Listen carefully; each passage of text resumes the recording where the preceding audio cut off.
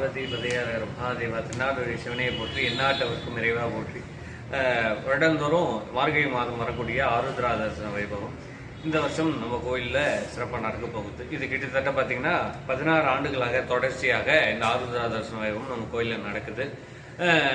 16 ஆண்டுகளாக சுவாமிக்கு விசேஷ அபிஷேகம், அதாவது ஆருத்ரா தரிசனத்துக்கு முன்னாடி நாள் சுவாமிக்கு விசேஷ அபிஷேகம் நடக்கும். கிட்டத்தட்ட பார்த்திங்கன்னா ஒரு 3 மணி நேரத்துக்கு அந்த அபிஷேகம் மட்டும் போகும்.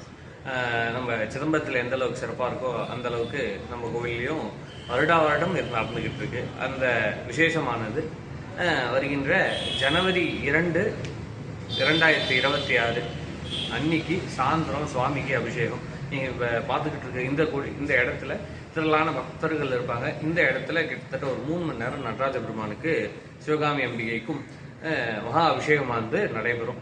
இது 2ஆம் தேதி வெள்ளிக்கிழமை அன்னைக்கு தர்சன் தண்ணிக்கு. இது நான் சொன்னது தர்சனத்துக்கு முன்னாடி நாள் அபிஷேகம். தர்சன் தண்ணிக்கு பார்த்தீங்க அப்படின்னா 3/1/2026 அன்னைக்கு ஆருத்ரா தர்சன் தண்ணிக்கு சுவாமி சிறப்பு அலங்காரத்தோட தரிசனம் கண்டு ஆடல் ஊடல் வைபவம்லாம் நடந்து சுவாமி ஆருத்ரா மகா தரிசனமானது நம்ம கோவிலில் சிறப்பாக நடக்கும். அதனை தொடர்ந்து மாட வீதி உலாவும் இருக்கு.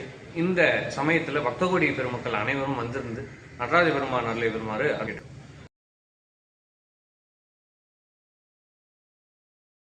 ஆருத்ரா தர்சன் தண்ணிக்கு தர்சன வைபவத்து அன்னைக்கு பார்த்தீங்க அப்படின்னா காலையில் 5 மணிக்கு சோட்சோபச்சாரம் மகா தீபாராதனை, தாண்டவ அர்ச்சனை என்று சொல்லக்கூடிய நடராஜ பெருமானுக்கே உரித்தமாக இருக்கக்கூடிய இந்த தாண்டவ அர்ச்சனைகள்லாம் நடைபெற்று சரியாக ஒரு 6 மணி அளவிலே நடராஜ பெருமான் ஆடல் ஊடல் வைபவம் கண்டு, அதாவது அவருக்கு உரித்தாக இருக்கக்கூடிய எம்பெருமான் ஆடல் கண்டு ஊடலாகி அம்பாளுடைய சேர்றது ஒரு பெரிய ஐதீகம். இந்த ஆருத்ரா தர்சன வைபவத்தில் ஒரு முக்கியமான ஐதீகம். அந்த ஒரு நிகழ்வானதும் சரியாக ஒரு 6 மணி அளவில் அது நடக்கும். 6 மணிக்கு அது முடிஞ்சு 6:30 மணிக்கு கோரவாச தீபாராதனை என்று சொல்லக்கூடிய கோபுரவாசலில் தீபாராதனை சுவாமி கண்டருளி ஆருத்ரா மகா தரிசனமானது நம்ம வாசப்படியில் கண்டருளி சுவாமி அதனை தொடர்ந்தார் போல வீதியுலா வருவார்.